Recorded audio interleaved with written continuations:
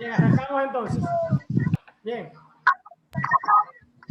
Hoy iniciamos con la materia homilética. Y es homilética 1, ¿verdad? Homilética 1. ¿Qué perseguimos? Realmente, esto es como una introducción que yo voy a dar porque este no es el material que yo uso. Yo uso el libro de pues, déjenme silenciar, que hay alguien que tiene... Okay. No abran los micrófonos a menos que vayan a opinar.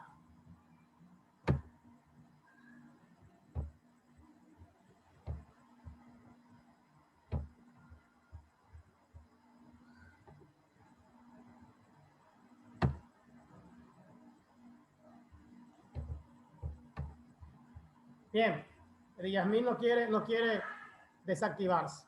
Bien. Al terminar este curso, usted estará capacitado para elaborar sermones homiléticos de acuerdo al modelo diseñado.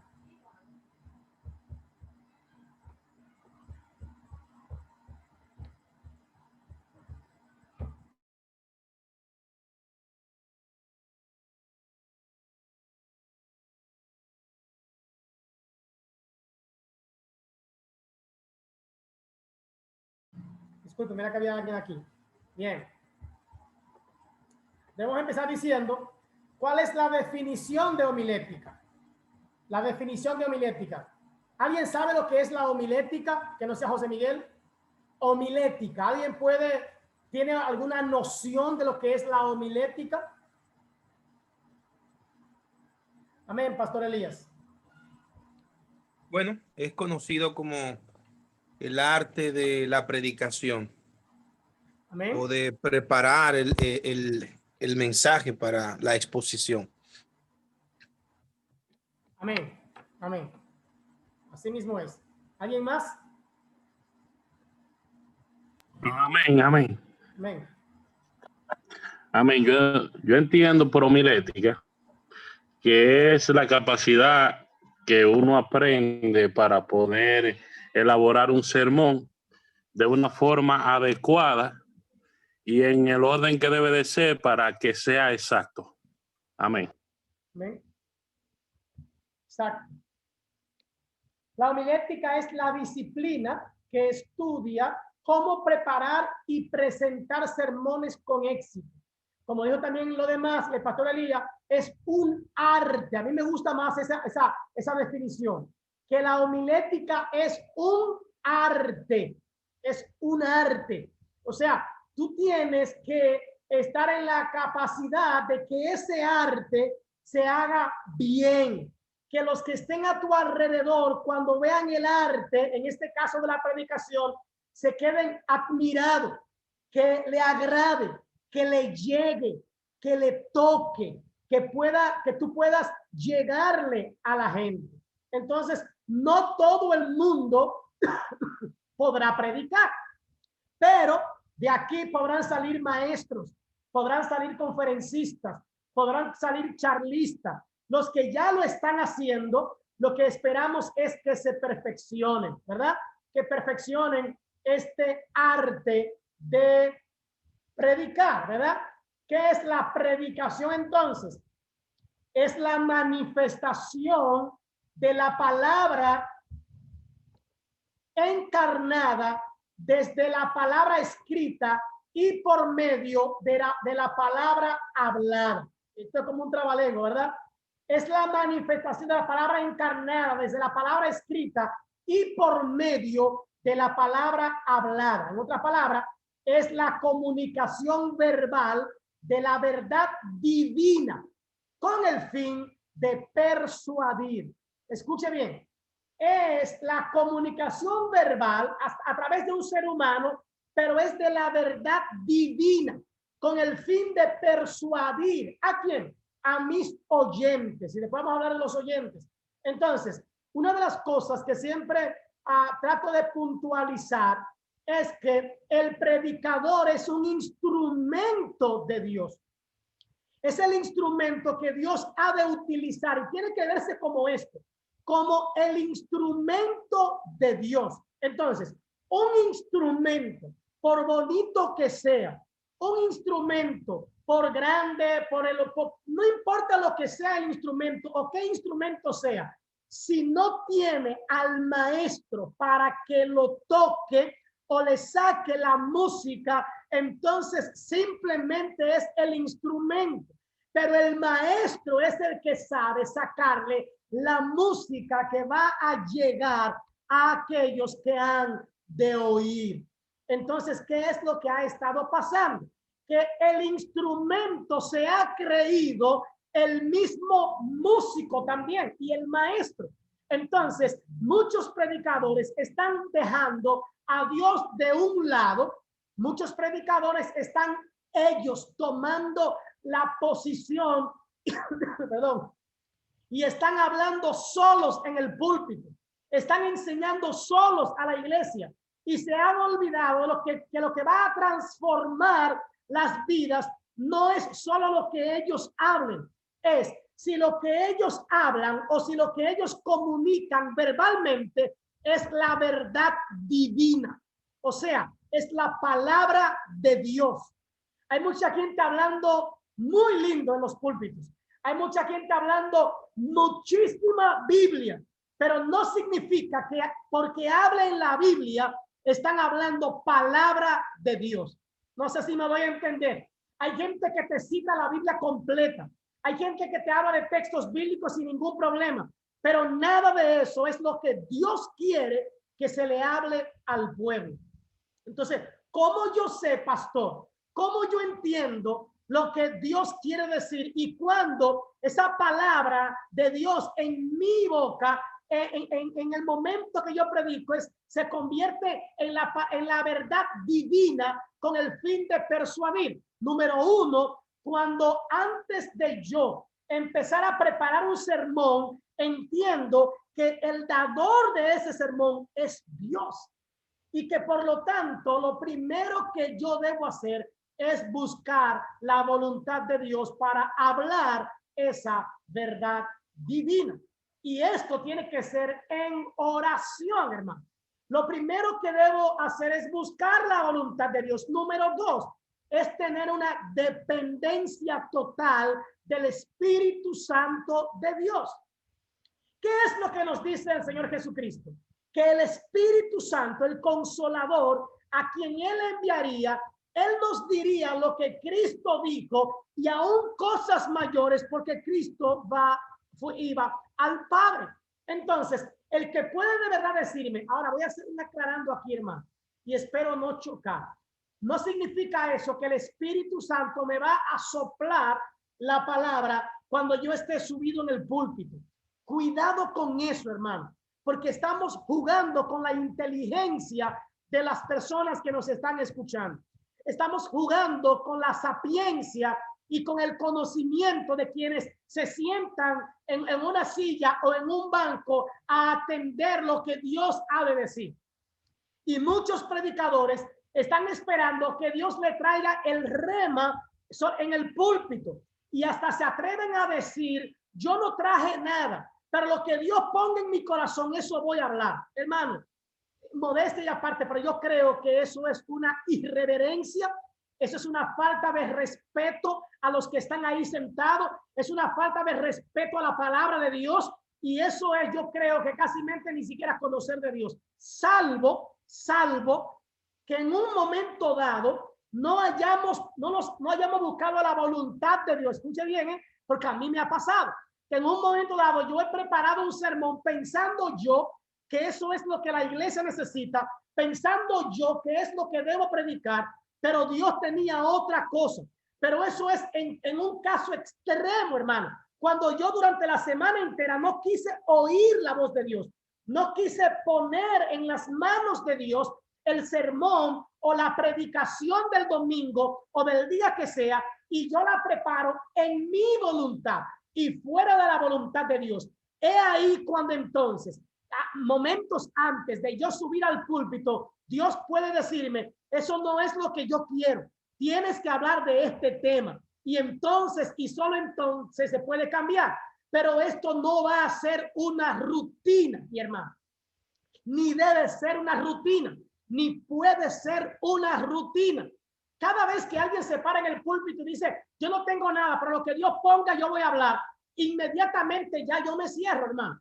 Y yo sé que no va a hablar nada. Yo sé que lo que va a hablar es plume burro y que se va a inventar cosas ahí arriba y que va a empezar a adivinar, se le va a meter un espíritu de adivinación y va a querer jugar con la fe de la gente y va a entrar en el emocionalismo y va a decir cosas que Dios realmente no quiere que se digan. Y va a buscar cosas para hablarle a ciertas personas y va a tirar puya desde el púlpito. Yo no sé si me están entendiendo, pero el púlpito es sagrado. Amén. Es sagrado. Y yo debo entender que yo allá arriba no soy cualquier cosa, que soy el instrumento que Dios ha elegido, sea o no el pastor, para hablar al pueblo en el nombre de Dios. Aunque yo no mencione a Dios y diga, Dios te dice, Dios está hablando, no hay que mencionar nada de eso porque se supone que ya tú buscaste la dirección de Dios, de lo que Dios ha de decirle al pueblo. No ese día, no mientras estuviste arrodillado, porque hay gente que ora más en la iglesia antes de predicar que en su casa. Número uno, alguien dijo que la oración eficaz no es la que se hace un momento antes del sermón, es el que se hace con tiempo en la casa. Cuando tú oras en lo secreto por ese sermón, Dios te recompensará en el púlpito cuando tú estés predicando. Pero hay gente que quiere venir irreverente. Alguien está cantando la alabanza y tú dices arrodillado. Alguien está cantando el coro de la sofrena y tú dices arrodillado. Alguien está orando ahí y tú dices arrodillado. Eso, hermano, eso no tiene función ya. Si usted no oró en su casa, si usted no buscó a Dios en su casa, si usted no se metió con Dios en su casa, ya ese no es el momento. Es como el estudiante. Oye, ¿cómo se llama? Estudiante. Estudiar antes, no durante. Entonces hay gente que no estudia la semana entera para un examen, pero el día antes del examen está ahí comiéndose el cuaderno entero y después se queja que no aprendí nada. No, porque tienes que estudiar antes en tu casa. Si vas a orar, ora en tu casa. Si vas a leer las escrituras, léela en tu casa. Si vas a buscar un texto, búscalo en tu casa. Si vas a hacer alguna anotación, hazla en tu casa. Porque en tu casa tú puedes buscar la presencia y la voluntad de Dios. Y en tu casa el Espíritu puede decirte, eso no, pon otra cosa, pero es en la casa. Es en la casa. Miren, perdónenme si aquí hay alguien de esos que andan con un megáfono en la calle. Yo no estoy totalmente en contra de la gente de los megáfonos, pero en su mayoría, no quiero generalizar, en su mayoría no preparan qué van a hablar, qué van a decir en la calle o en la esquina o donde sea. Y lanzan por esa boca, leen un texto y de ese texto sacan un mensaje casi de 1 hora. Yo digo, pero ¿y cómo? Son magos. Todo lo que le llega a la mente, hermano, empiezan a decir, número 1, debo buscar la presencia de Dios. Número 2, debo depender del Espíritu Santo. Número 3, debo escudriñar las escrituras. Escudriñar las escrituras, fajarme, buscar. Yo debo indagar, debo dar hoja a la izquierda. Debo buscar conceptos. ¿Cuáles son los conceptos? Aquí me habla de sanidad. ¿A qué se refiere? Si me habla de esto, en estos días alguien alguien hablaba, por ejemplo, sobre un tema, hablando sobre el tema de saqueo, ¿verdad? Y hablando del caso de saqueo, y hablando que los ricos que no se van a salvar. ¿Y quién dijo eso? ¿Quién dijo que los ricos no se van a salvar? No, Jesús, al contrario, Jesús dijo, he aquí que este día ha llegado la salvación a esta casa. O sea, no hay tutela, Dios puede hacer lo que Él quiera. Entonces yo tengo que buscar la dirección. No, esa gente mi hermano, yo debo ir. Yo debo ir entonces a las escrituras y escudriñar, ver los conceptos. ¿Cómo están? Por ejemplo, hermano, usted está hablando sobre usted va a hablar, por ejemplo, vamos a poner un ejemplo de Nicodemo, y usted va a hablar de esta gente, de este hombre. Usted tiene que saber quién era Nicodemo. y hacerse una pregunta. Sencillo. ¿Quién era Nicodemo? Era un principal de los judíos. Ok, pero ¿qué tipo de principal era Nicodemo? Para yo saber qué tipo de principal, debo buscar, debo indagar, debo escudriñar. Ok, pero ¿y por qué Nicodemo fue a Jesús de noche? Y traemos, porque daba vergüenza. Y puede ser que simplemente puede ser que él quería tener una sesión aparte con Jesús. Puede ser que él quisiera simplemente estorbar y él tener la facilidad de hablar directamente con Jesús sin excusa, sin problema. Cualquier cosa, yo debo decir, esto es una especulación. Yo estoy especulando porque en ninguna parte del texto dice la razón por la cual Nicodemo fue a Jesús de noche. Entonces yo debo especificarle a mi audiencia que cualquier cosa que yo diga, estoy especulando y debo hacerle esa salvedad a la gente, porque habrá gente ahí que va a salir diciendo que Nicodemo fue a Jesús de noche, que la Biblia dice que fue porque tenía miedo, que fue porque le daba vergüenza, que fue por esto y por lo otro. Entonces, no. Especulando. Por favor, mis hermanos, los micrófonos hay que mantenerlo apagadito. Gracias. Bien. Entonces, debo buscar la presencia de Dios, sabiendo que yo soy el instrumento de Dios. Entonces, el sermón es un discurso basado en la palabra de Dios, mi hermano, y estéticamente arreglado, que tiene la finalidad, una vez más, de persuadir. Estéticamente arreglado, o sea, el sermón debe ser embellecido, debe ser hermoseado. Es lo que Jesús hacía. Y él está pasando por un lugar y dice, un hombre salió a sembrar, qué lindo. Y este hombre lanzó la semilla. Y una parte de la semilla cayó en buena tierra, en piedra. Y otra cayó. Óyeme, Jesús está hermoseando. Estéticamente está arreglando el sermón. ¿Usted no cree que Jesús simplemente pudo haber dicho, hay un tipo de cristiano que la palabra le llega y no se emocionan y están aquí, están allí, pero cuando viene la prueba, quincán, se van a pique? Y hay otro grupo que esos son los que cuando se llega la palabra gritan, ¡ay, sí, Señor, tú me hablaste! ¡Ay, sí, Señor! Y después entonces que llega el momento también de la prueba, entonces se olvidan del sermón. La prueba lo ahogan. Cuando alguien lo puncha, cuando alguien le dice algo, ya se van de la iglesia porque me puncharon, no me gustó. Jesús pudo haber dicho eso y punto, y punto. Él pudo haber dicho, hay otro tipo de cristianos que por más mensajes que oigan, por más palabras de Dios que les lleguen, por más milagros que vean, ellos nunca echan nada. Ellos siempre, desde que cae la semilla, se mueren. Los amigos la pisotean, los compañeros, la familia, le hacen bullying, se burlan de ellos. Y dicen, ¿para qué yo voy a ser cristiano? ¿Para que se burlen de mí? Mejor no. Y no importa lo lindo que sea el mensaje, lo linda que sea la canción. Ellos van a la iglesia, se sientan en la silla. Ellos son unos consumidores, pero nunca se convierten. Jesús pudo haber dicho eso simplemente. Jesús pudo haber dicho, pero hay un grupo de gente que desde que la palabra le llega al oído, inmediatamente esta gente cree y esta gente cambia y esta gente se conmueve y sus raíces son profundas y ellos se mantienen de verdad y no hay nada que lo quite del amor de Dios. Punto. Ya, ahí te mensaje. Pero Jesús quiso hermosear esto y Jesús dijo, hubo el sembrador, salió a sembrar y él llevaba semillas. Y la semilla es la palabra de Dios. Y una parte de ella la tiró, pero una parte cayó en el camino, pero otra parte cayó en espina y otra parte cayó. La gente estaba así, mirando, babeando así. ¿Saben? Tanto así que en un momento alguien fue a apresarlo. Y cuando fueron a apresarlo, los guardias, las palabras de Jesús estaban tan chéveres, estaban tan dulces, estaban tan buenas, estaban tan claras, que esta gente se quedaron ahí. Se le olvidó que fueron a apresar a Jesús. Se le olvidó que fueron a llevárselo a los sacerdotes. Y volvieron con la mano vacía. Estaban tan emocionados que se fueron con la mano vacía. Y cuando llegaron allá, ¡ay, el mandado!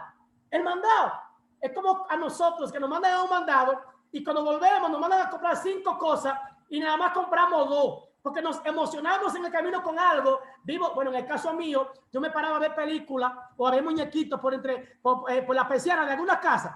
Y cuando yo salía a comprar 5 cosas, ya cuando daban anuncios, me iba al colmado y nada más compraba 2. Pero te faltó esto, esto y lo. ¡Ay! ¿Verdad que sí? ¿Verdad que sí? Entonces, así pasó con esto. ¡Ay! Pero nosotros fuimos a buscar. ¿Y qué pasó? ¡Wow! Es que este hombre habla como quien tiene autoridad. O sea, ¿qué hacía Jesús? Persuadía a la gente. Se encontró con una mujer y le dijo prostituta. Bueno, yo puedo decir esa palabra aquí porque estamos en confianza. Ella le dijo, tú eres un cuero, mujer. O sea, tú eres alguien de la vida alegre. No, porque ¿qué pasa, Jesús? No, es que 5 maridos. Él le dijo bien, no le dijo cuero. Óyeme, tú has tenido 5 maridos. Óyeme, de buena voluntad, de buena gana.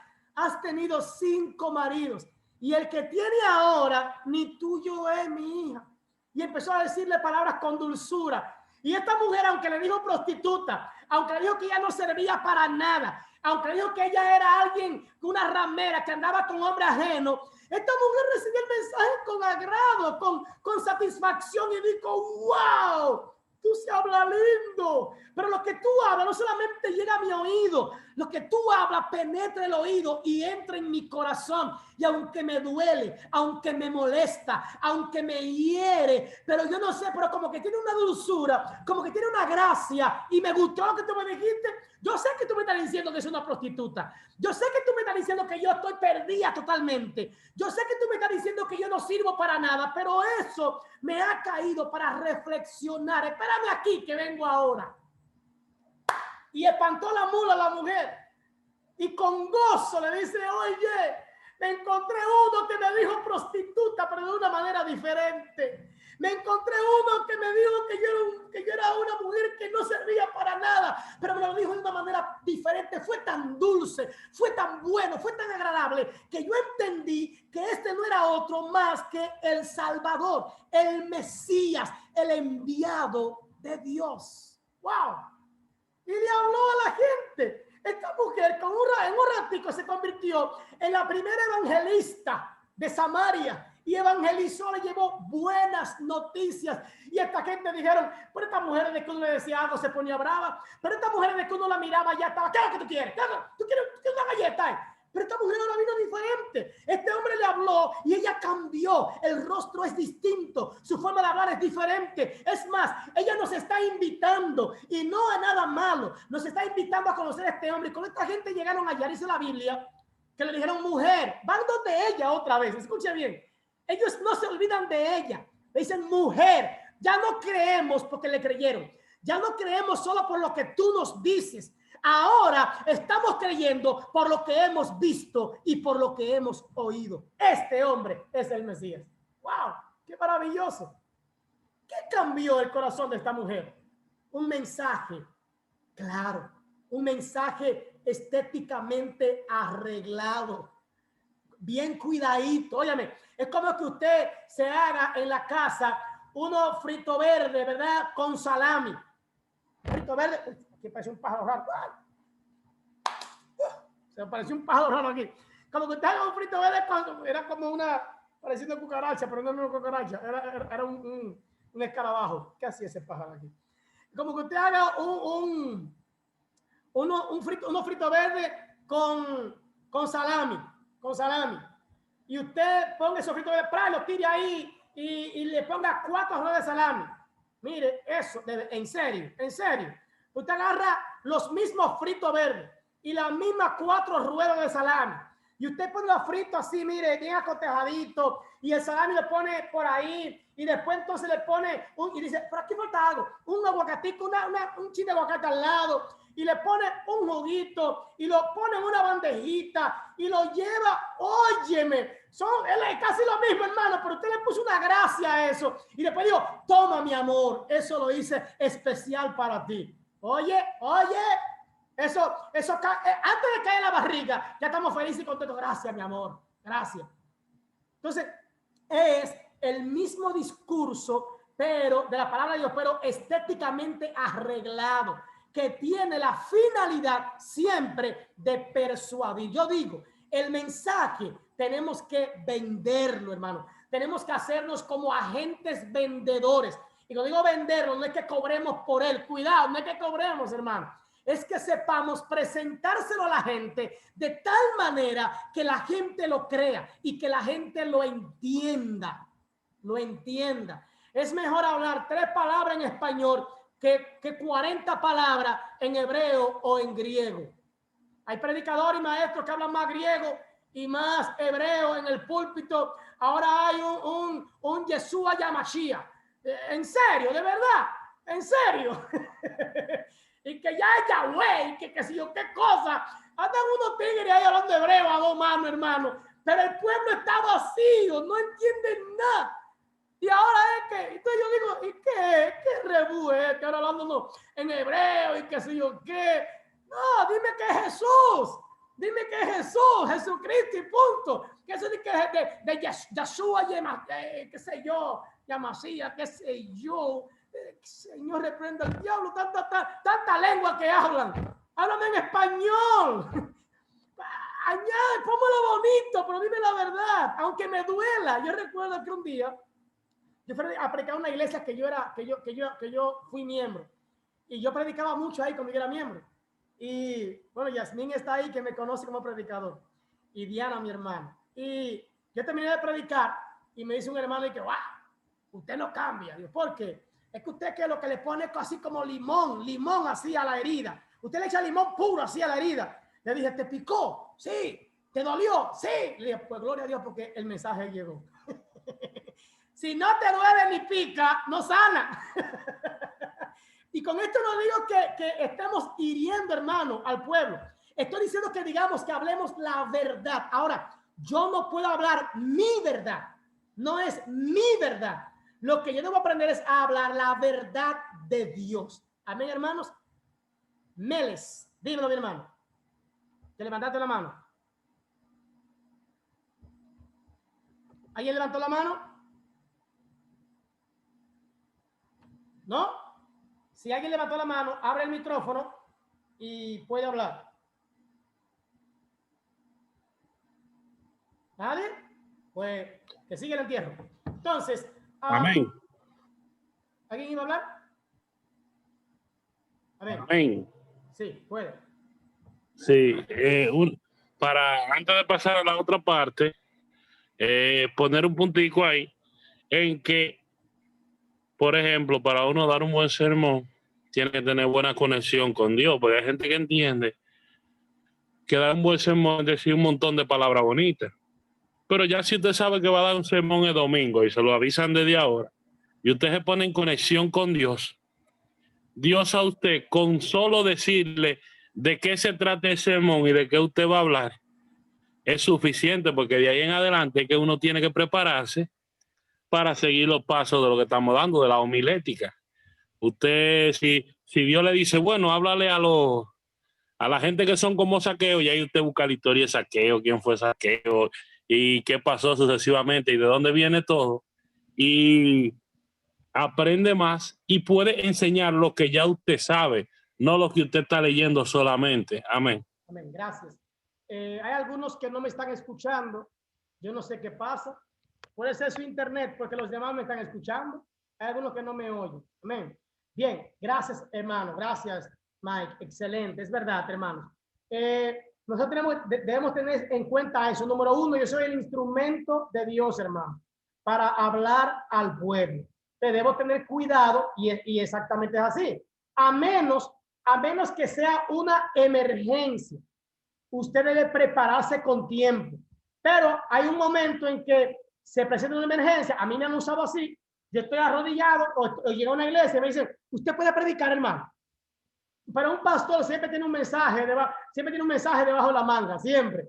Entonces, en ese caso, yo lo acepto. Ahora, cuando yo lo acepto en ese caso, yo le pido a quien me lo dijo que por favor tiene que explicar que yo no era el predicador y que me dieron el mensaje en ese momento. ¿Por qué? Porque yo debo cuidar mi reputación como predicador. ¿Entiende? Debo cuidar mi reputación. Pero uno dice, no, yo voy a hacer, y después que termina, dice, y eso que yo no era el predicador de hoy. si se glorifica a Dios y si no se glorifica. O sea, y si no se glorifica, ¿qué tú vas a decir? Entonces, yo creo que es bueno uno, por lo menos por respeto al público, decirlo. ¿Ven? Pero claro está, hay que prepararse. Un ejemplo, en el caso mío, yo tengo miembros aquí que lo saben. Yo tiendo como pastor, el pastor puede hacer esto. Como pastor, yo regularmente predico sermones seriales en mi congregación o series de sermones. En este momento, yo estoy hablando sobre el libro de Efesios y eso a mí me va a tardar prácticamente, entraremos prácticamente a enero con este sermón de Efesios, porque yo voy parte por parte, poco a poco, pero yo puedo hacerlo porque yo soy el pastor de la iglesia, pero te lo puedes ir con un mensaje serial a otra iglesia a predicar, porque te lo puedes ir a decirle, yo vengo el próximo domingo, siervos, a predicar. Tú no puedes, esa iglesia no es suya. Entonces, pero un pastor, si quiere enseñar a su iglesia, es bueno que vaya preparando series de sermones que lleven una secuencia. Sería muy bueno. Tipos de sermón. Entonces, ¿verdad? Hay un sermón temático. Yo solamente voy a dar pinceladas aquí porque después vamos a agrandar esta enseñanza. El sermón temático, la estructura es determinada por la lógica del tema en vez que por el texto, ¿verdad? Voy a especificar esta parte del tema porque a veces confundimos título y tema y son dos cosas muy diferentes. El tema es sobre lo que yo estoy hablando. El título que realmente no debería ser sermón temático, sino sermón titular en un sentido, ¿verdad? Porque el título es como el encabezado.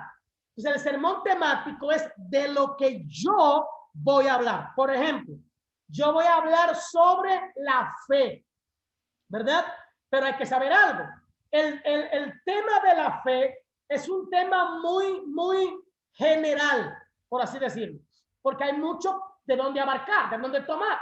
Entonces, si mi tema es la fe, yo debo ubicarlo en un título, en algo, debo enfocarme.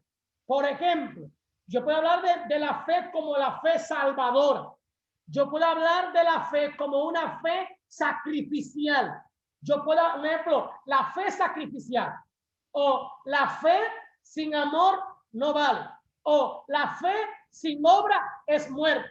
Entonces, yo voy a hablar de la misma fe, pero yo tengo que encajar, yo tengo que enfocarme en qué parte de la fe yo voy a hablar, porque dependiendo de eso es que yo voy a tocar cada parte de mi tema, porque la fe es muy...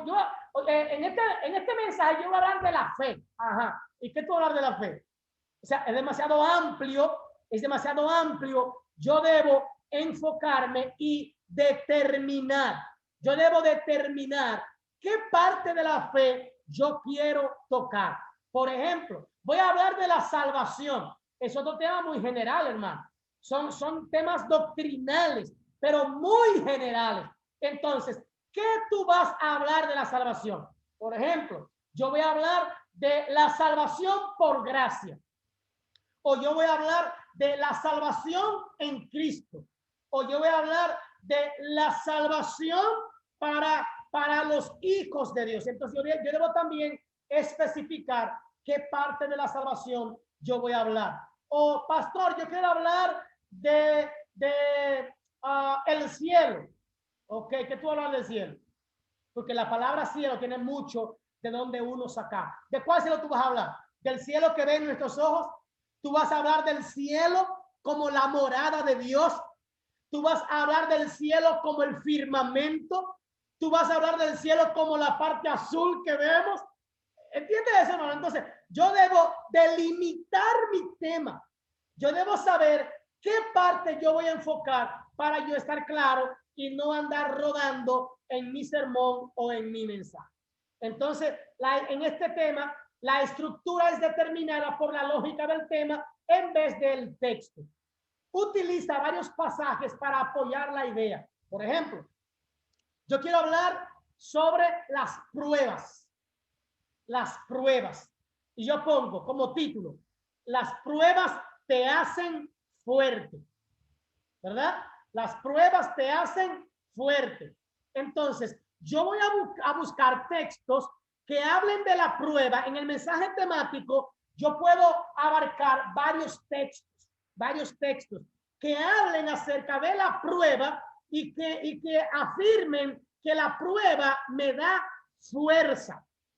Yo debo escudriñar las escrituras y eso no se hace en un ratico, eso no se hace en media hora, eso no se hace en un momento viendo película en la casa. Eso se hace, hermano, escudriñando las escrituras, buscando el texto que le cabe, porque hay mucha gente, y escúchenme bien que esto es peligroso, hay mucha gente que agarra la Biblia Thompson o que agarra otra Biblia que tiene textos en cadena, escuchen bien, textos en cadena, y donde habla de prueba, cada texto que habla de prueba lo agarra y lo ubica en ese mensaje. No, cuidado, porque esos mismos textos en cadena, muchas veces el contexto no es el que tú estás tratando o el que tú estás buscando.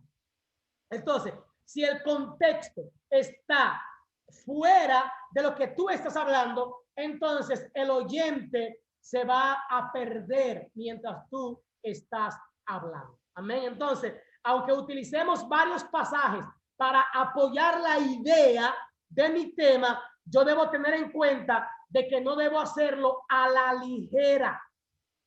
Hay gente, yo he visto gente con una Biblia Thompson sin ningún bosquejo en la mano, pero dando estudio y dando prédica con los pequeños títulos que tiene ahí la Thompson en un ladito o en el centro predicando. Cuidado, hermano, porque eso te llevará a un mensaje sin fin, sin terminadera, no hay terminadera ahí, porque uno te va a llevar al otro y el otro, y tú vas a querer explicar cada texto y muchas veces está fuera del contexto. Amén, hermano. Si tienen una pregunta, pueden levantar la mano o alguna opinión, pueden también hacerla. Amén. Entonces, repito, son solamente pinceladas de los tipos de sermones, porque después vamos a ir ampliando estos sermones. Amén, hermano. Vamos a ir ampliándolo. Los puntos, está también el sermón textual, el textual, que no podemos, bueno, voy a volver otra vez al temático antes de salir de ahí. En el temático es como el libro, hermano, es como un libro. Por ejemplo, en un libro, permítame por favor, en un libro,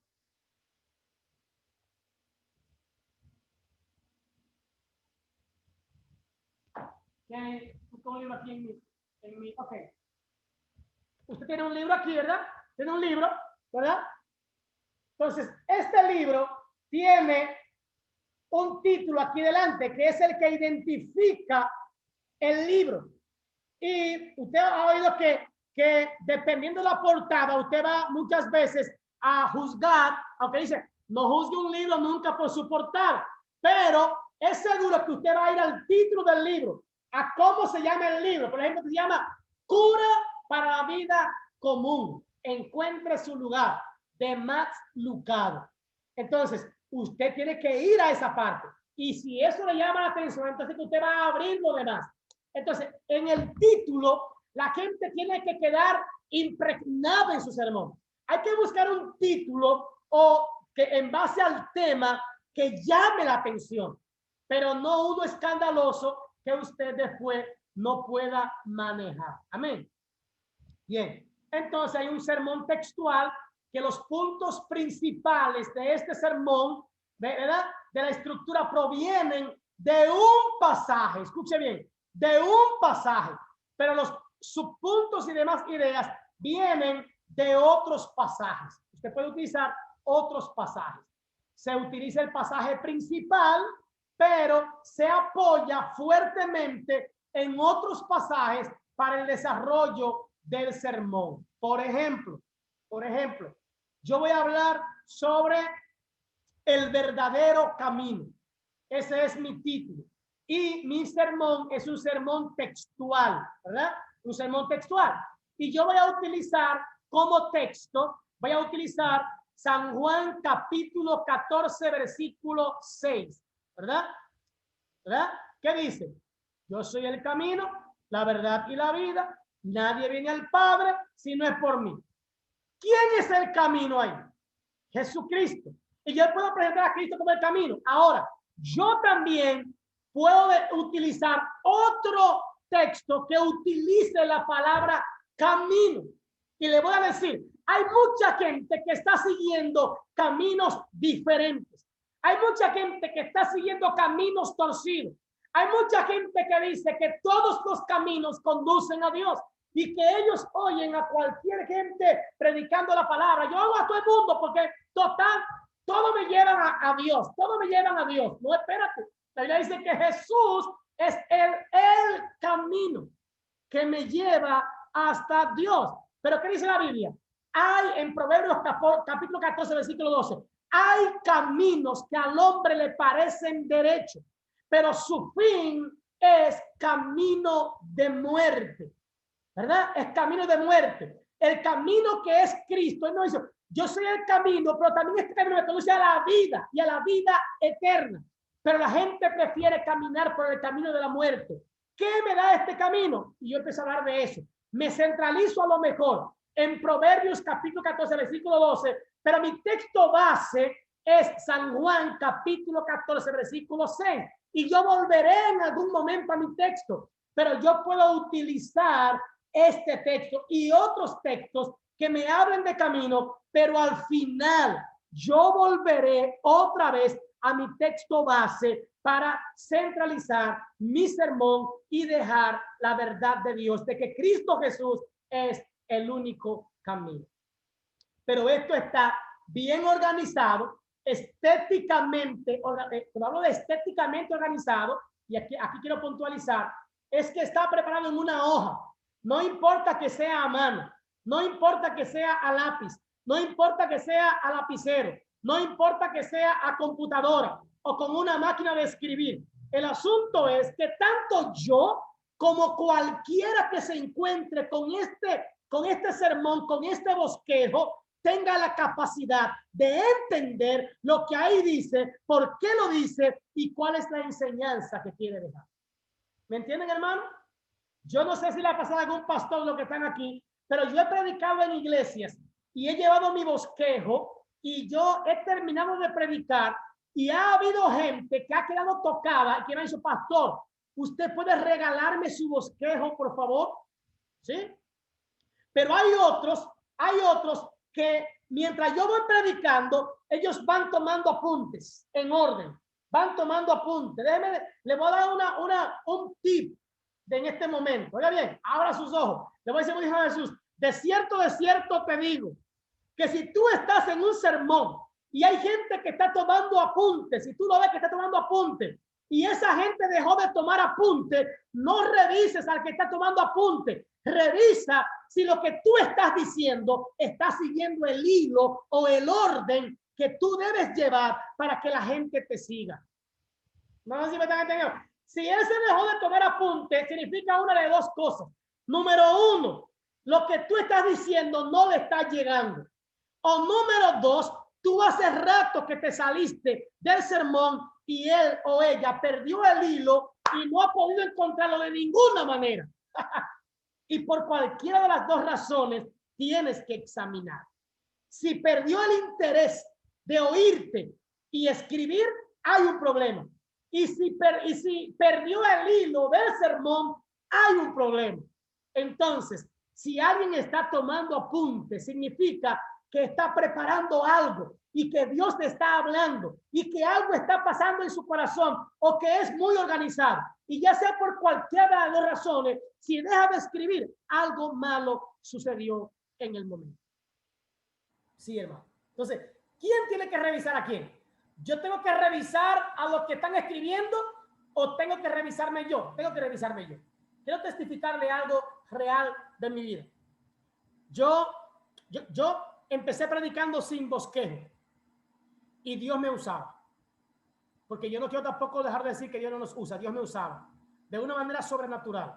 Tanto así que hubo gente que me testificó que yo me transformo en el púlpito, que yo soy otro en el púlpito.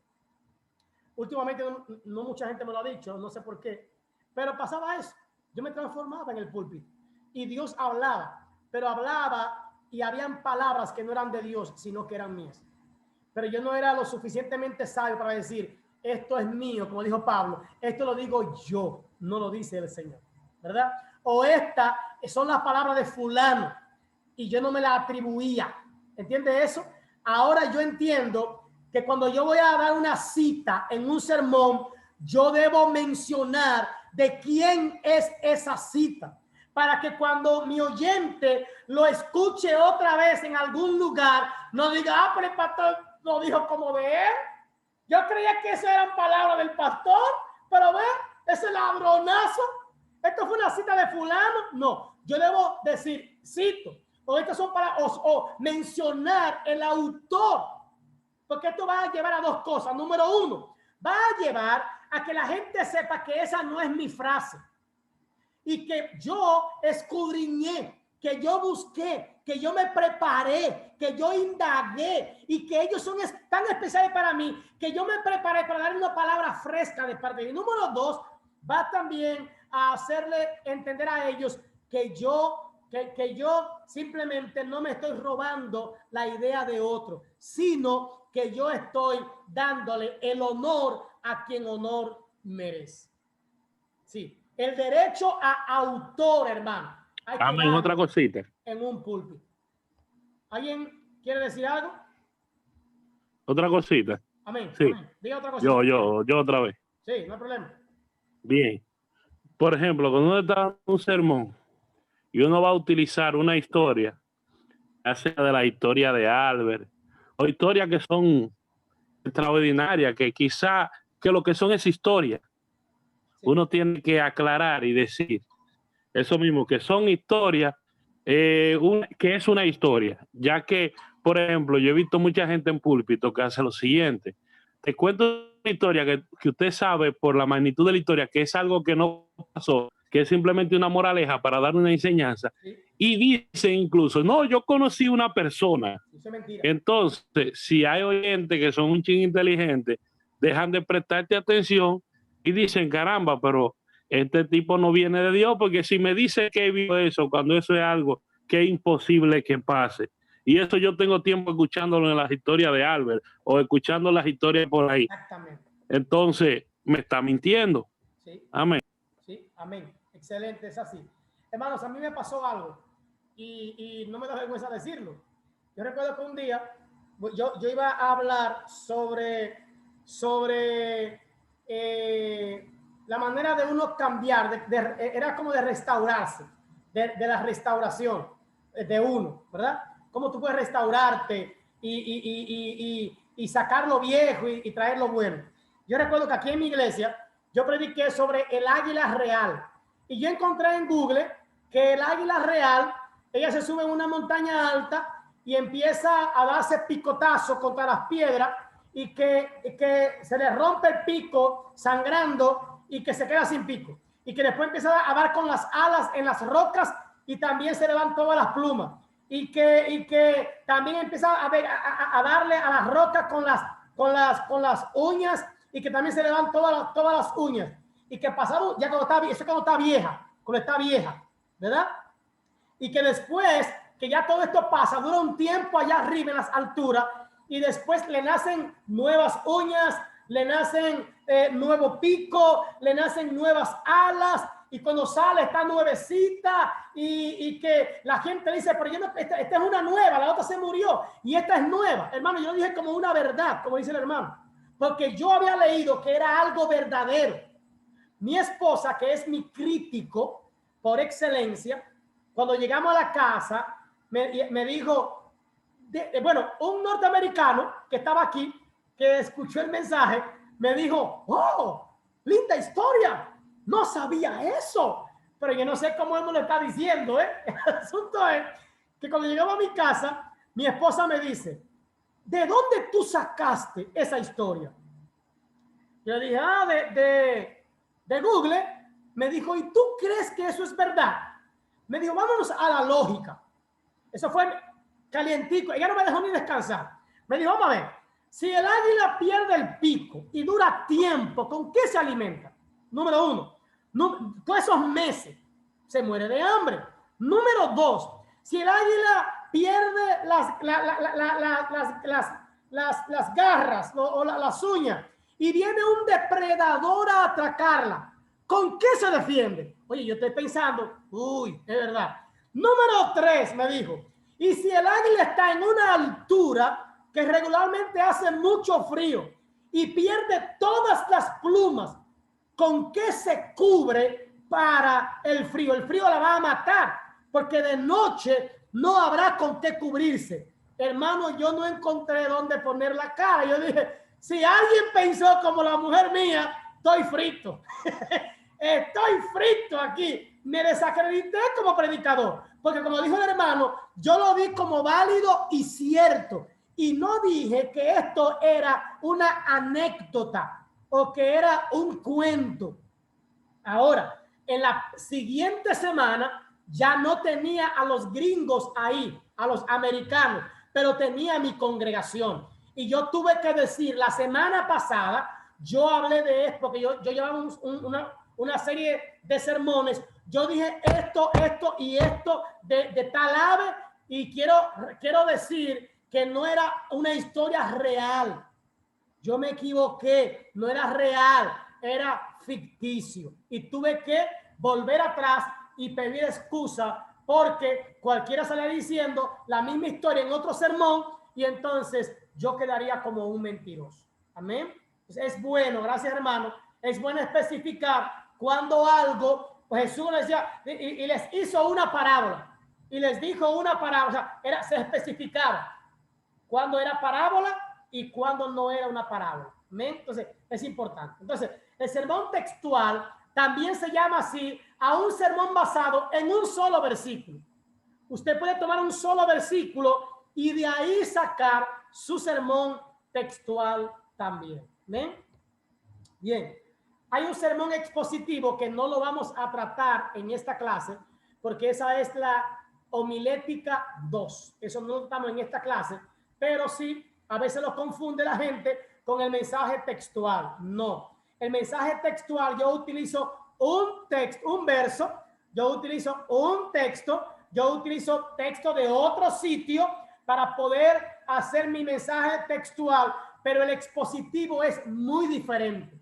En el expositivo, el tema, los puntos principales y los subpuntos principales vienen de un solo pasaje, no texto, sino de un pasaje, de todo lo que encierra esa parte de la escritura. Amén. Bien, decía que estas son pinceladas que estoy dando de esto porque después ya entraremos en las partes principales. Bien, un buen sermón, porque hay sermones que no son buenos y hay que sacarlo de eso.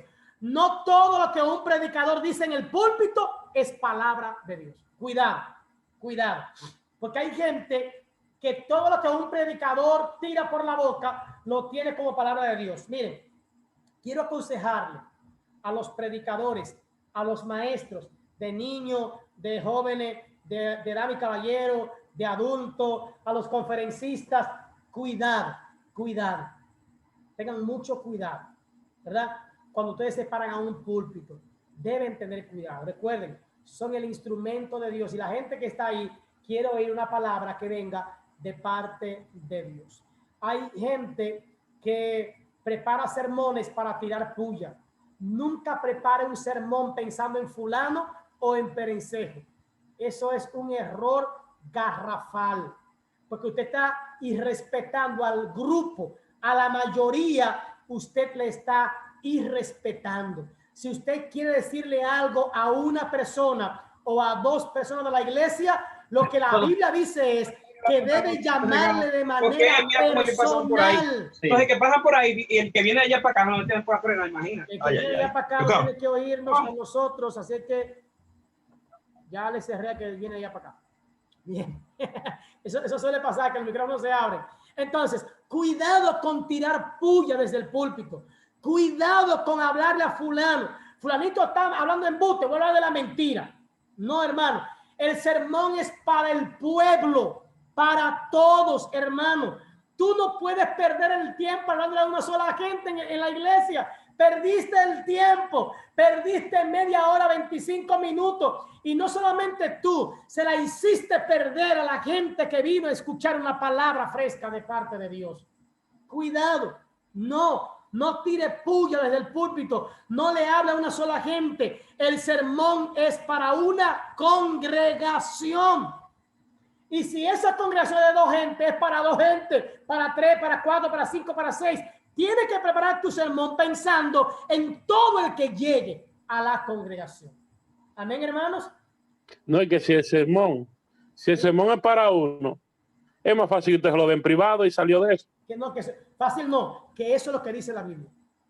Que lo llames aparte. ¿Por qué? Porque si le tiras la puya desde el púlpito le vas a hacer daño. Ahora, vamos a aclarar el punto, ¿eh?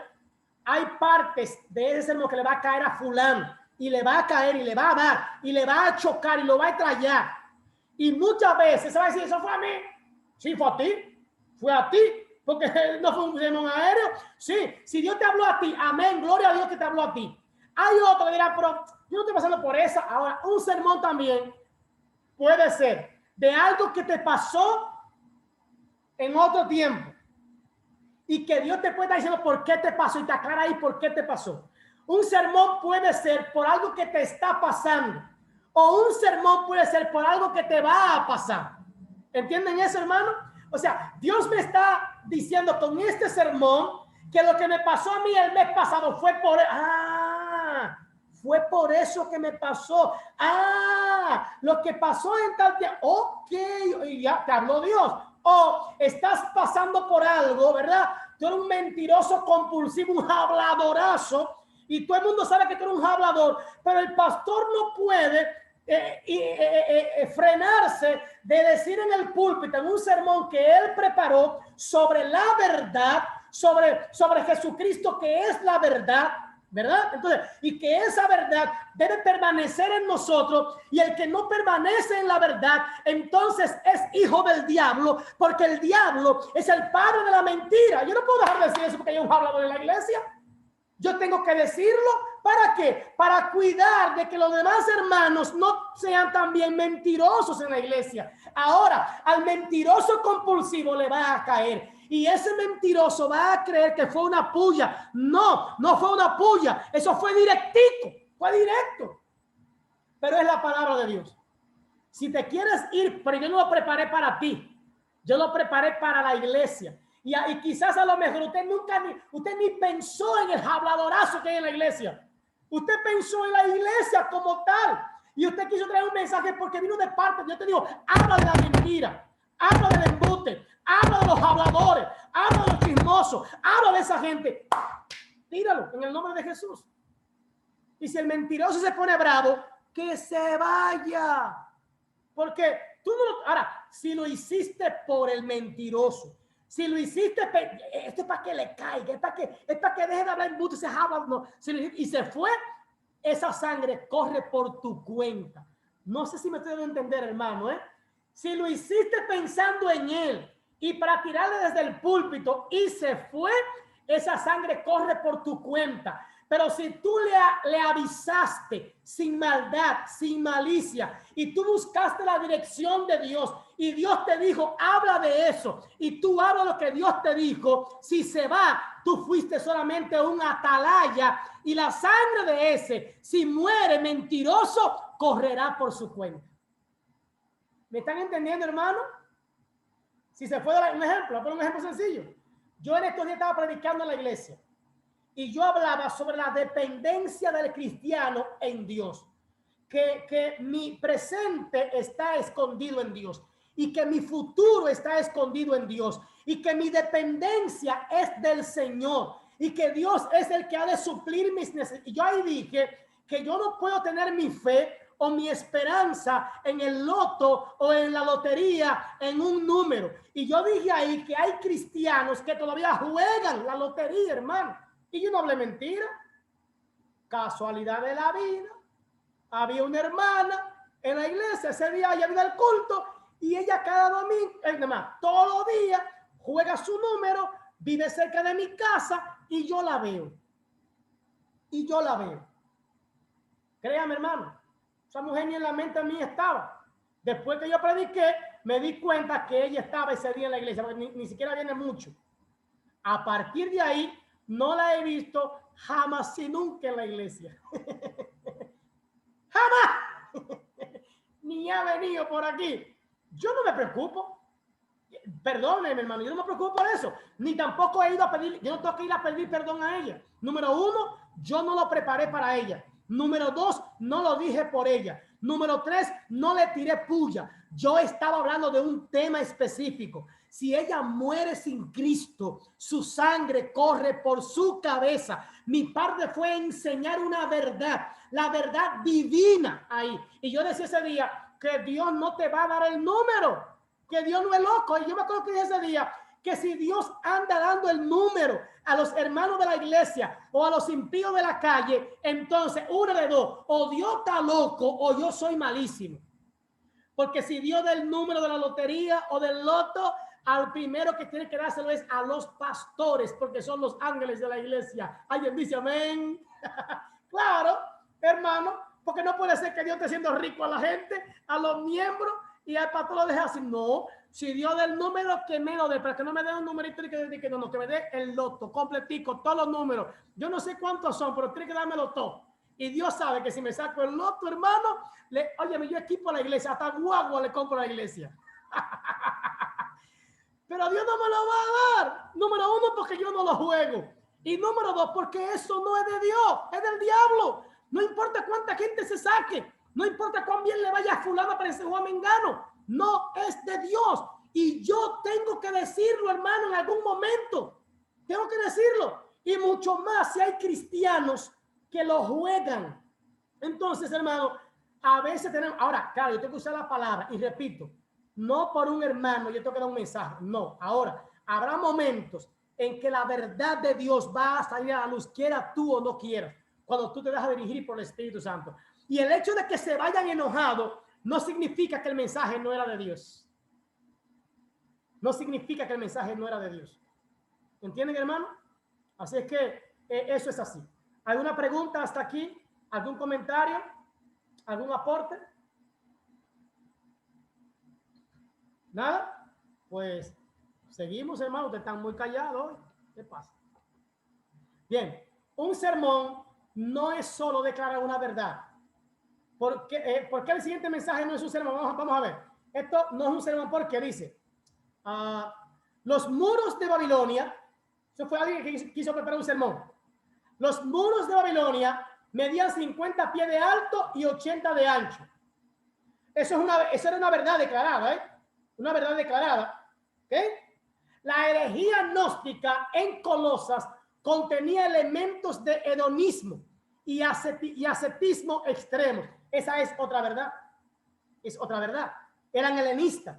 Los gnósticos eran helenistas. Decían, vamos a disfrutar el día de hoy. Y también eran ascépticos. No creían en la deidad de Cristo. El otro punto es la palabra griega que se traduce como despojar en Filipenses es kenosis. Kenosis. Ahí hay tres verdades hay ahí. Pero declarar esas tres verdades no convierte eso en un sermón. ¿Por qué? Vamos a ver ahora por qué. ¿Por qué no son un sermón? Número 1, no tiene unidad estas tres verdades. No tienen unidad. El punto 1, 2 y 3, estos 3 puntos no tienen una unidad temática. No hay unidad de lo que se está hablando. En el primer punto habla de los muros de Babilonia y de su medida. En el segundo punto habla de la herejía de los gnósticos en Colosa. ¿Y en qué va eso con la medición de los muros de Babilonia? Y la número 3 habla de la palabra despojar. Y eso no va ni con los gnósticos, ni con Babilonia, ni con los muros. Por lo tanto, eso, aunque son 3 verdades, no son un sermón. ¿A qué me refiero con esto? Que hay gente que se para en el púlpito y habla de fe, hablan de salvación, hablan de sanidad, hablan de prosperidad, hablan de milagros, Hablan de que Dios te va a salvar la familia, de que tu casa va a ser bendecida, de que tus hijos van a ser de Cristo, de que Dios te va a dar, de que Dios va a ser, de que y yo, oye bien claro, pastor, esta no es la iglesia que Dios tiene para ti, y mucho más si es una iglesia chiquita, si es un templo, si es un local chiquito. Oye, yo veo que las paredes se rompen, yo veo que los vecinos tienen que mudar, y los vecinos están ojo diciendo, ¡hey! ¿Qué es lo que están diciendo? Yo no vendo si no me dan mucho billollo. Yo veo que los vecinos van a tener que romper, que se van a ir de aquí. Y entonces, ¿a quién la voy a predicar? ¿Por qué mejor Dios no me saca de este tuche y me permite comprar un solar más grande y construir una casa que los vecinos se sientan conformes y se sientan bien y que vayan y se congreguen conmigo? No sé si me entienden, hermano. Entonces hay gente que habla de todo en el púlpito, pero no hablan la verdad de Dios. O lo que hablan no tienen ni nada de qué hablar. No tiene unidad. No hay unidad, ¿verdad? No hay un pensamiento que unifique los puntos. Número 2, esto parece no tener propósito. No va a ninguna parte. Hay gente que te empieza a hablar y tú dices, ¿para dónde que va? Te queda ahí. Y loco por ubicarlo y no entiende. Yo no sé para qué va. ¿De qué me está hablando? ¿Qué es lo que dice? Y número 3, no tiene alguna aplicación. Hay gente que dice muchísimas cosas, pero nunca aplican. La aplicación significa que hay gente que a lo que se llama mensajes aéreos. Mensajes aéreos. Ellos andan el mundo entero y muy bonito, buenos paisajes. Óyeme, de arriba usted está en la ventanilla y ve muy lindo, pero nunca aterrizan. Y si nunca logran aterrizar, ¿qué va a pasar? Se van a estrellar y habrá un accidente. Entonces, no tiene nada que ver con la vida diaria. Nada que ver. Hay gente que son históricos, que te empiezan a hablar de Jerusalén, de cuando el pueblo salió, de cuando el pueblo salió de Egipto, y te presentan a los egipcios, las plagas, te hablan del mar rojo, que el mar se abre, de los peces, de las piedras, te hablan del maná, te hablan de la peña que brotó agua, te hablan del calzado que no se gastó, de la ropa que no se gastó, te hablan de todo, te hablan, pero en ningún momento aplican a la vida diaria. Son históricos, pero no dicen nada de parte de Dios. Amén. Bien, los buenos sermones, ¿de qué requieren? ¿Qué necesita para hacer un buen sermón? Necesita unidad temática, unidad, necesita propósito, un porqué, ¿verdad? Y necesita una aplicación. Aplicación. Es difícil aplicar cuando tu sermón es serial. Yo he tenido que aprender a la brava, a la mala, porque mi crítica me ha dicho a veces, dime, ¿cuál era tu aplicación? ¿Qué tú perseguías con ese sermón? Entonces, como ya tengo ahí, que ya me lo dice, tengo que rebobinar otra vez y decir, ok, esto es lo que yo quiero que quede, aun cuando yo tengo una secuencia, esto es, hasta aquí voy a llegar. Y como yo voy a llegar hasta aquí, yo sé lo que quiero dejar en el corazón de la gente. ¿Me entienden, hermanos? Entonces debe tener unidad. O sea, el punto 1 debe ir acorde con el punto 2, el punto 2 con el punto 3, el punto 3 con el punto 1 y con el punto 2. Y la introducción debe ir con todos los puntos y la conclusión debe ir con cada punto y debe ir también con mi introducción. ¿Me entienden, hermano? Todo debe ser un conjunto o debe tener unidad, propósito y aplicación. ¿Ven? ¿Qué es la unidad? ¿Qué es la unidad? Es de cuántas cosas trata el sermón. ¿De cuántas cosas trata o tratará mi sermón o mi prédica? De una sola. Ok, ¿por qué la unidad? El predicador necesita enfocarse. ¿Para dónde voy? O sea, ¿de dónde salgo? ¿Por dónde iré? ¿Y a dónde llegaré? Alguien dijo, el que no sabe para a dónde va, ¿qué pasó? Ya llegó. Ya llegó. El que no sabe a dónde va, ya llegó. Simplemente donde se quede, ahí está bien. Un predicador necesita tener enfoque. Un predicador sin la disciplina de la unidad va de un lugar a otro sin ton ni son. Va aquí, va allí, trata aquí. Por ejemplo, está predicando de la fe. La fe es la certeza de lo que se espera. Es la convicción de lo que no se ve. Sin fe es imposible agradar a Dios. Sin fe, que Dios pueda, después dice, porque la salvación viene de Cristo. La salvación fue pagada por Cristo en la cruz del Calvario. ¡Amén! ¡Oh, gloria! ¿De qué está hablando él? De fe. Pero como vio que la palabra salvación tocó, llegó al corazón, entonces se desenfoca de la fe y empieza a hablar de la salvación. Porque Cristo murió en la cruz del Calvario. Y tu salvación costó el precio de la sangre del Cordero.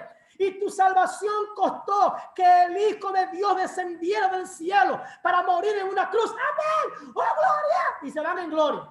Y al final, Él quiere volver otra vez a la fe, pero ya está lejísimo en la salvación y el camino se le perdió.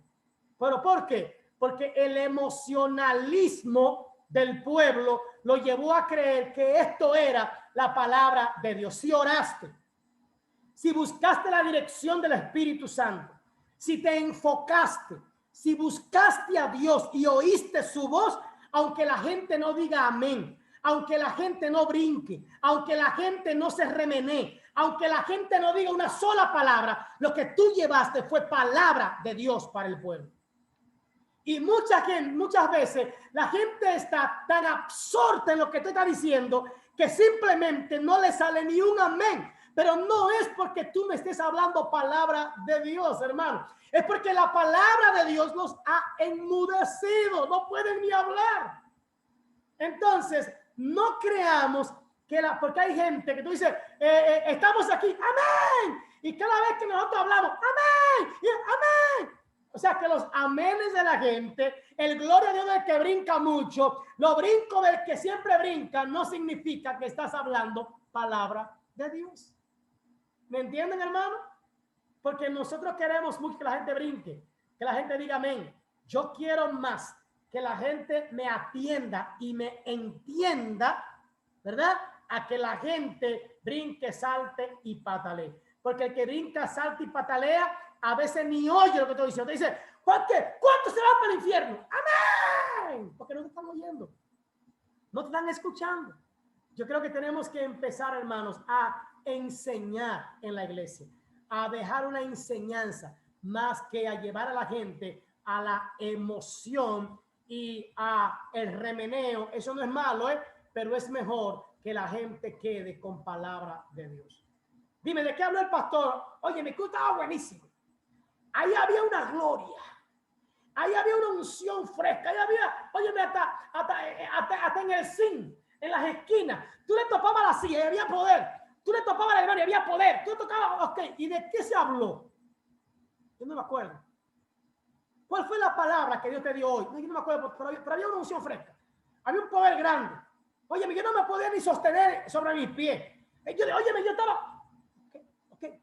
¿Qué es más importante? ¿El poder o la palabra? ¿Qué es más importante? ¿Lo que siento o lo que Dios me habla? No sé si me está dando a entender, hermano. Entonces, hay mucha gente en el templo que siente mucho, pero que hace poco. Que brinca mucho, pero que a veces son chivos, son chivos o son cabras. Brincan aquí, brincan allí, brincan aquí. Y hablan, hasta del pastor hablan. Y nadie es santo. Y nadie es bueno.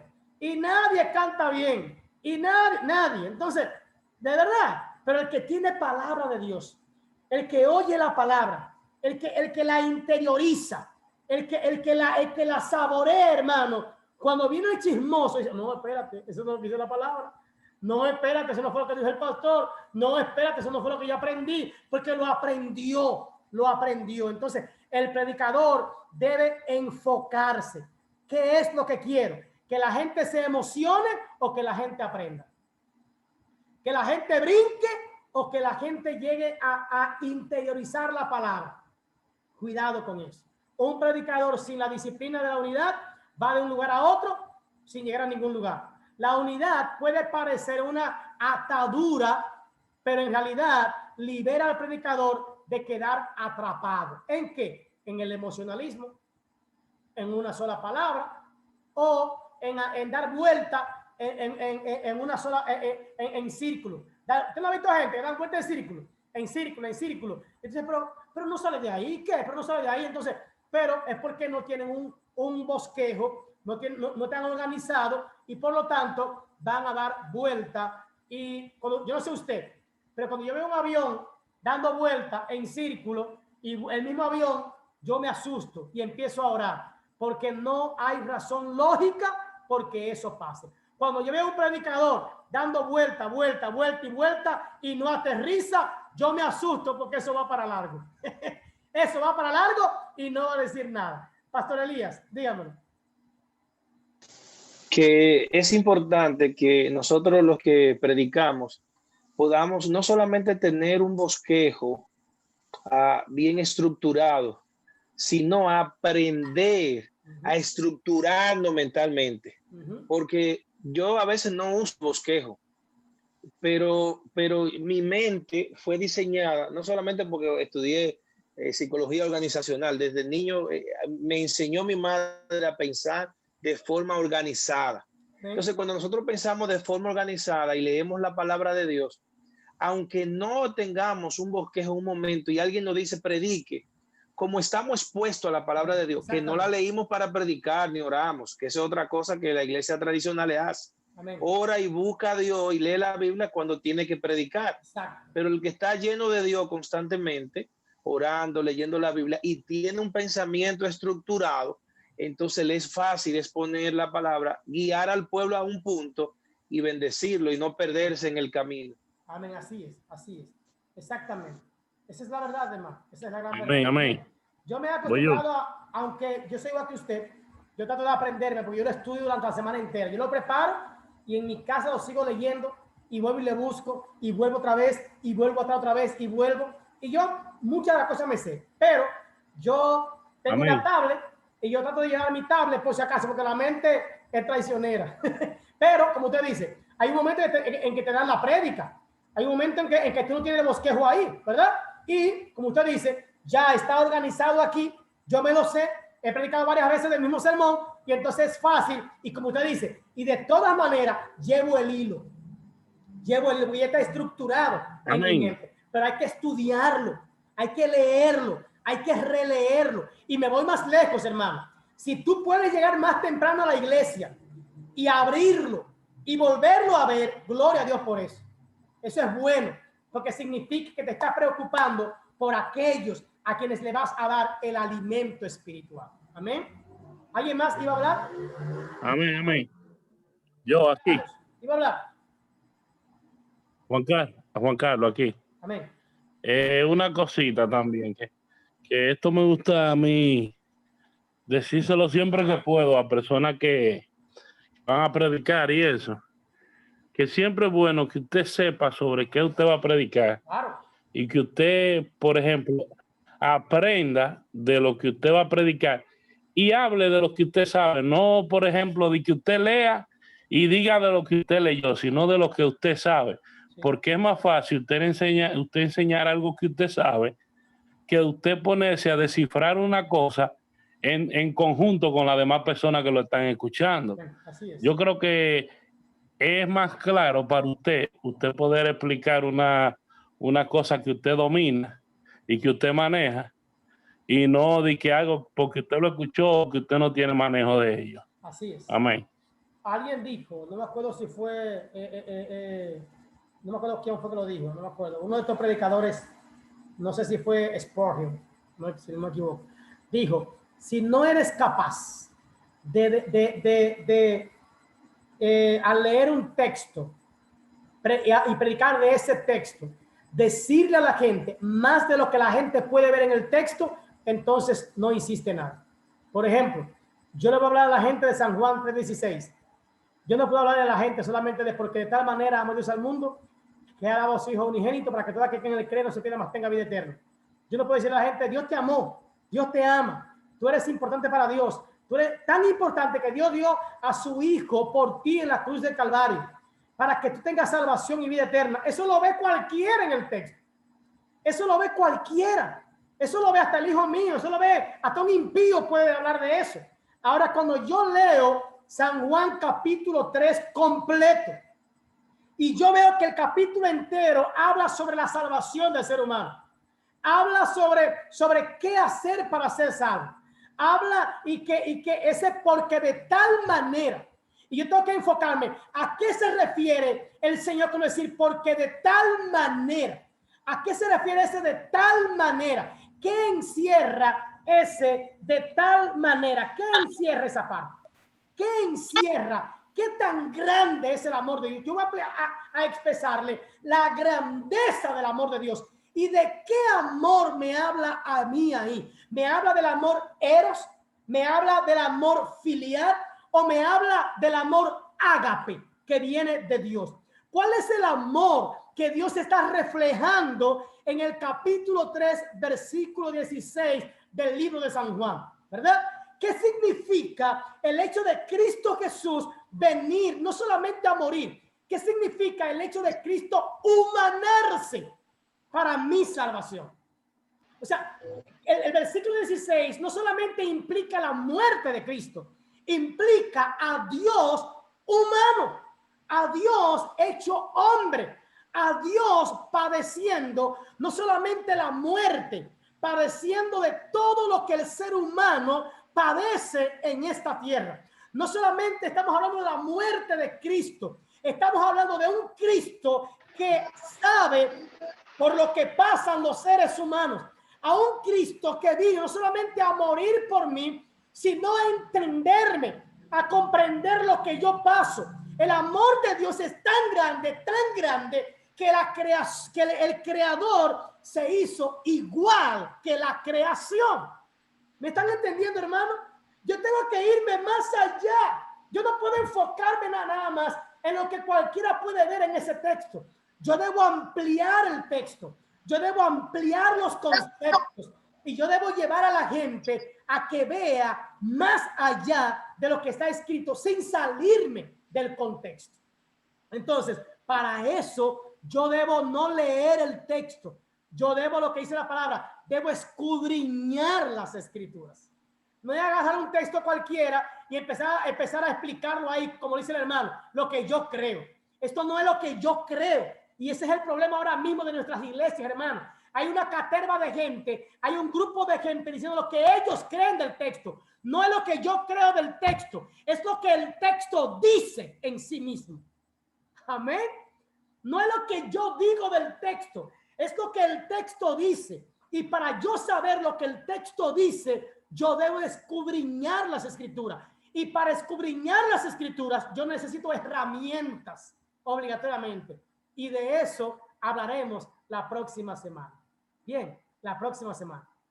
Terminé, hermano. Perdóneme, pero yo me emociono dando clase mucho más esta materia, porque esta materia a mí me encanta. Yo soy un predicador, yo soy un maestro, yo soy alguien que me paro diario acá tengo un púlpito y esto es parte de la vivencia. A mí me gusta esta materia porque yo no hablo de los que no conozco. Esto lo conozco yo y yo tengo, hermanos, casi 30 años predicando. Yo me convertí en el 91 y a los 4 meses ya yo estaba predicando la palabra de Dios. A los 4 meses de ser cristiano, sin bosquejo, pero después aprendí a utilizar un bosquejo y a preparar mi sermón. Amén. Así que se aprende, algún día se aprende, hermano. Amén. Gracias por estar ahí para mí, conmigo. Gracias por este chance. Gracias por su humildad de escucharme. Y no se preocupen, hermanos. Yo decía, quiero aclarar un punto. No todos van a predicar por aquí. Usted podrá dar una enseñanza y podrá mandármelo a mí de manera personal. Y yo les corregiré también de manera personal.